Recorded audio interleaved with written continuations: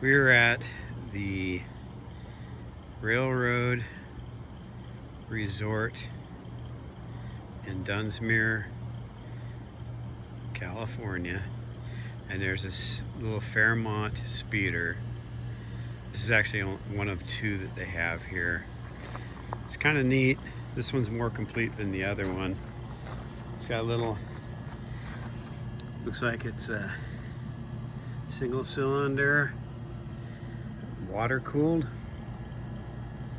Find that hard to believe that it isn't just air cooled, but single cylinder, water cooled. Little guy.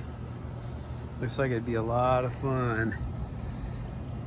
Don't really see any kind of dates on anything. M19. There's a placard right here.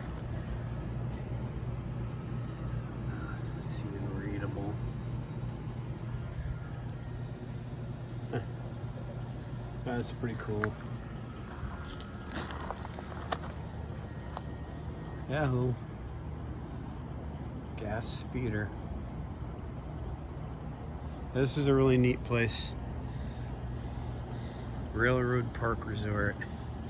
They got some cool stuff here.